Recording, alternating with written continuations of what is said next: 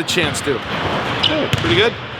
What's the right balance for her to strike in terms of being teammates with Eugene and India and kind of colleagues of those two, but also learning from them as role models for her too, that can really benefit her later in her career? Yeah, well, I think you nailed it. I think she can be both. A great compliment to them. I think we've all considered Tahina and Indy scoring guards, really offensive-minded. Whereas Chance brings, that element of defense to it, and at the same time, she's learning from them. What it takes to understand the point guard role. She's going to be playing more and more with the ball in her hand in transition, things like that. So, what a great position to be in. Playing alongside that kind of talent, but playing, learning from them as well. Kind of expanding off of that, though, she in high school and obviously in the club circuit, she was ball dominant player. Here, she's being asked to do something a little different. How do you think she's kind of handled that shift? Well, I think that's why you see a mature player, for just a freshman, for her to be able to transition from being the player, on her club teams and her high school team to being a complementary player. She's had some big nights for us, so there are going to be more of those, but yeah, that's the mark of an unselfish, really good teammate, and obviously a smart player, and that's what Chance is. How have you guys become that much more efficient offensively, Kelly? I mean, it's one thing where, yes, Indy leads the country in three-point shooting, and Taya's shooting really well, but I think it's a little bit more complex than that. Or is it that simple? Is it just, well, when you're making threes that well, it helps? Or I think it's a little bit more than one player, it seems like. No question. I think we're in a nice offensive rhythm. We've had only of our 8 games, I think 2 games where, maybe we struggled. It was kind of a grind. I think we're an unselfish team, so we're getting the ball to the right person at the right time. I think we showed the other night that basketball's not a democracy. We got it to the hot hand. India was hot. We fed her the basketball, and that again shows a mature, unselfish team. I think we're getting good inside-outside contributions, but bottom line is we're shooting 3 pretty well right now. That's always going to help your efficiency numbers. But I just think offensively right now we're in a great rhythm, and we can put out, and through our 8 games we've had 5 different leading scorers, and that doesn't include Jenna, who's been the second high scorer 3 times.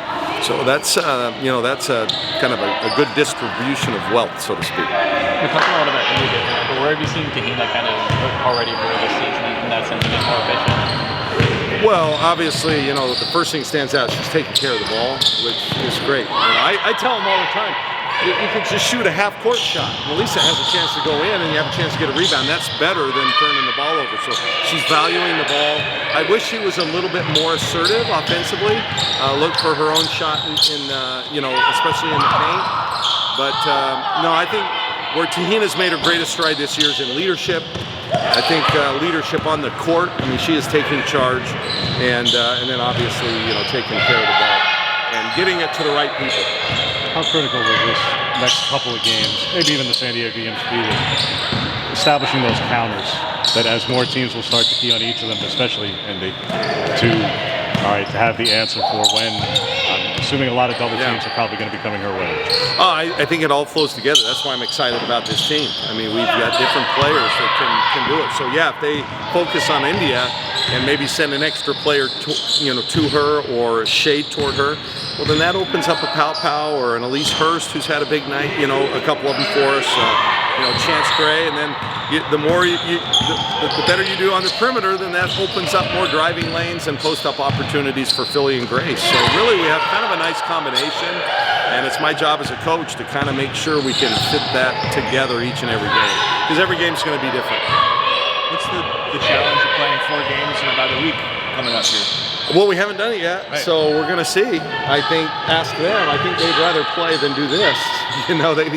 They I think are excited about it. Eastern is really the only game we've talked about. Eastern Washington's coming in here. They're playing well. They're 5-2, and they're really good. I mean, they are sound. They play hard. They've got 3 kids that can have big nights for them, including a Pac-12 transfer, Jamie Luetta, whose sister Jordan is on their staff and played here. So it'll be nice homecoming for her. I don't know. Your short bench, so to speak, 9 players. I mean, we're going to need everybody over these 4 games. But they've got a nice 5 or 6 day Christmas break, so they better not leave anything on the court. Might as well exhaust it all. They have plenty of time to recuperate.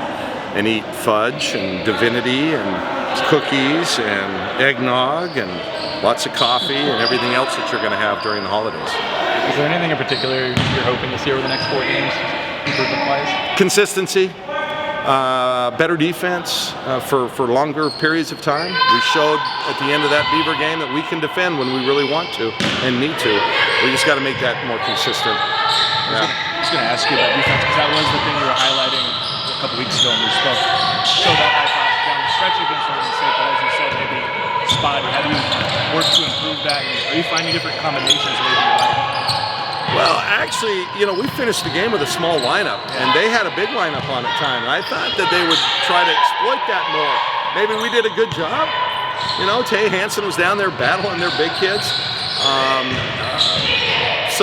But we were being more aggressive, so we could be more aggressive when we go small.